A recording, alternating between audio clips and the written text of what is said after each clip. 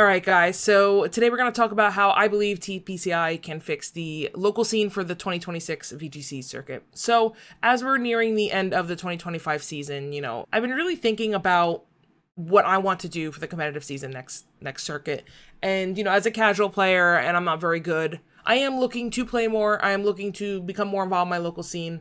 And there's just some things that I'm a little concerned about, not necessarily in regards to my own Worlds invite, because I'm not really shooting for a Worlds invite, but seeing how this season played out since they made the qualification changes is like actually concerning to me. So let's just talk about what the changes were and what the effects were. So basically, before this year, there was a CP bar where you had to hit a certain threshold, and then you got your invitation to Worlds.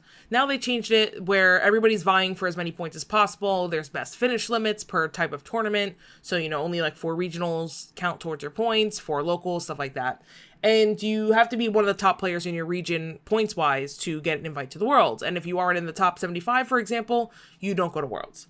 So what this has caused is 2 things. One, I think a lot more people have been going to the regional events because those matter the most. They've also kind of nerfed the points that you get from cups and challenges. So, you're having people cap out their cups and challenges very easily at the beginning of the season, and then not showing up again.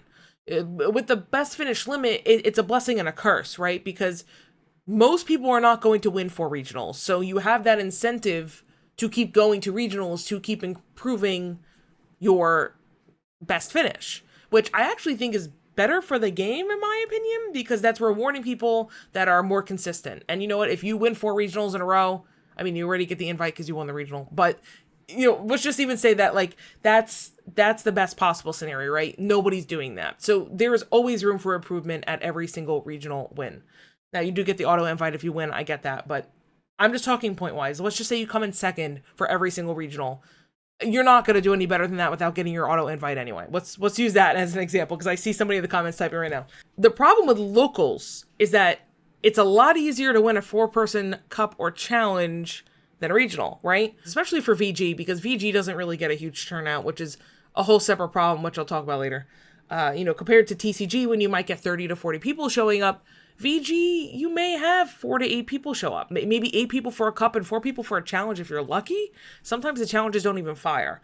So, when you show up, it's a lot easier for you to get that win in the first quarter of a season and then just never show up to a local scene again. And that's kind of the issue that we're having right now, is that the best players will show up at the beginning of the season, ready to grind, start that, CP grind, and then by December, they've already got everything they need. And they're like, oh, okay, well, I'm done. And while you might be like, hey, listen, I hate going to locals, so I just want to bang them out and be done with it. Okay, cool, fine. The problem is the rest of the season, that's one less person going to everything. And like I said just a few seconds ago, sometimes you get a 4-person challenge. So if one person doesn't show up, that challenge isn't firing. So what's happening is you're having a front load at the beginning of the season with a lot of people playing. And then you're having like an absence of enough players to like actually run functional events and meaningful events later in the season. So as you guys know, I ran that giant tournament with RX Painkiller RX, the CE Mega Cup. And, we did get 22 people out for VG, which was great, and I'm very thankful for everybody that showed up. And I know that there was another event running locally at the same time that couldn't be avoided, that also impacted numbers for both of us. It was towards the end of the season, and a regulation that people didn't want to play, less people were going to come out. I guarantee you, if that was at the beginning of the season, you would have been seeing a lot more people come out. And, I was talking to some players there, like, what can incentivize you to start showing up at these events more regularly, even after you get your CP threshold? Because that's the other problem too, right? People feel like, oh, I've already gotten my 200 CP from locals. Why do I need to show up again? And challenges are worth like nothing. Challenges are worth 15 points. Like that's nothing. And the most consistent answer I got was almost nothing, because if it's not giving me points, why am I going to show up? So then that got me thinking, and it's like, okay, well, if I can't incentivize you with points, can I incentivize you with prizing? But the problem is that VG itself inherently doesn't really make a store money. Sure, you pay $10, $15 to enter. Maybe the store is making like half of that off the profit and then half of it's going back into the pool. But like the pricing that TCG stores are giving you, most of the time people don't care about. TCG's easy. Just give cards, give packs, right? Give a play mat. It's easy. VG, A lot of people playing VG don't care about the card game. Some do, but a lot don't. And so I can't tell you how many times I show up and someone's like, I don't even care about the store credit. Like, I'm not coming back here until the next cup. I don't want cards. Maybe I'll buy a plushie. I don't need a mat. I don't need a deck box, right? So I'm hoping that with Champions and them trying to promote the game more and them trying to grow the scene, they find an answer to that prizing issue to help incentivize people to come out and play. I personally think giving out items in the game that are like reset mochis, right? Or maybe nature candies, rare candies, there's like in-game items, even cosmetic items, I would be totally cool with. Like, let's just have it be where if you attend 5 locals over the course of a season, you get a Pikachu hat for your character. And I'm like, you know what? That would incentivize somebody to come out. And even if they don't win, you still get something. Just give baseline everybody 2 mochis, and everybody has that chance to get that Eevee hat. And then give the winner maybe like, I don't know, a free shiny, right? Like, Pokemon does shiny distributions. I don't understand why you can't do one for this. Especially now with home integration, just have it sent straight to home. So I'm thinking to myself, I'm just like, there's so many different options that TPCI has to incentivize people beyond the point system to come out to locals. Because the local scene isn't just about the competitive, like, threshold, right? It's not just about, oh, everybody showing up here is going to Worlds. Because we have to stop thinking with that mindset. Yes, probably most people there are trying to get points, trying to go to Worlds. I show up every single time expecting to lose, but I just want to have fun playing Pokemon. Like, I just want to play with my friends, have a good time, have some laughs, and, you know, just enjoy what the game and the scene has to offer. But I can't help but still feeling like I show up to pay $10 so that somebody else can go buy Pokemon cards. Like, that's where I'm currently at. And you know, I'm going to continue doing what I do because I believe in the scene, but I know that I'm in a very, like, minority in saying that. Not a lot of people are just going to show up and pay $10 or $15 just to go 0-4 and then not get anything out of it in the long haul. You know, if you're trying to go for points and they end up losing all your games, I mean, you know, that is what it is, right? But I think the Ace Trainer rewards are a step in the right direction. Like, that 200 CP threshold is a step in the right direction. I just feel like that's not enough. And I feel like that still is an arbitrary goal of, like, you need to have a certain skill level to get this. And, you know, I'll be the first one to say that you're not owed something just because you play a game or you spend money on something. I get it. The problem is you're having an attendance issue. So you need to incentivize people to come out to these events when they aren't good or that they don't have a reason to show up for points. So, like, that's the issue that I think we need to fix in order to fix the local scene. I don't think necessarily the issue is inherently somebody capped out on all their points and they just don't want to show up. I mean, I think it goes deeper than that. I come from World of Warcraft, as I talk about all the time on this channel. World of Warcraft is a very social game, or at least it used to be a lot more social than it is now. The game is designed at its core to reward you for playing with other people. And it's more fun playing with other people. That's why they get you to stick around. That's how they get you to pay that sub fee every month. If you are a solo player and you're playing by yourself for a month, you might just not resub.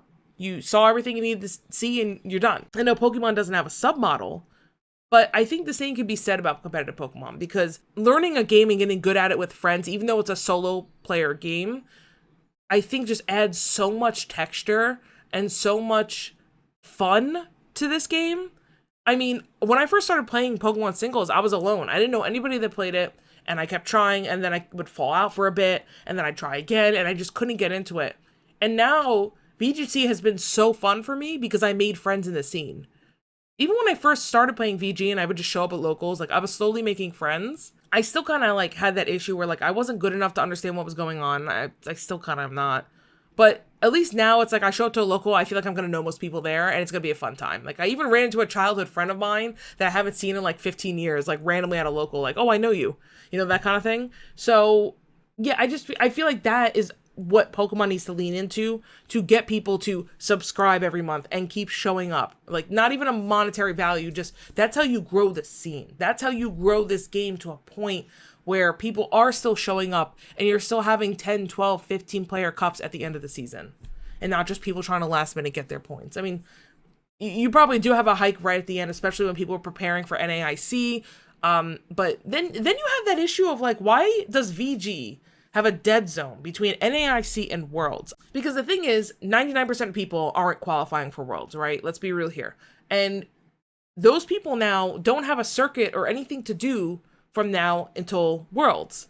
And I don't know 100%. I think TCG, you could actually start getting points for next season. I don't know that 100%. But, you know, Go is still having stuff happening. TCG is still having weekly leagues and stuff like that. Incentivize VG players to get up and go play. Something I wanted to mention earlier and I just kind of forgot, but part of the issue about VG is getting people to actually leave their house. And I mean that in the nicest way possible, but like TCG, you are forced to play face-to-face with somebody in paper, right? It's not an inherently online game. I know they have a client, but like, let's be real, that's not the way to play TCG.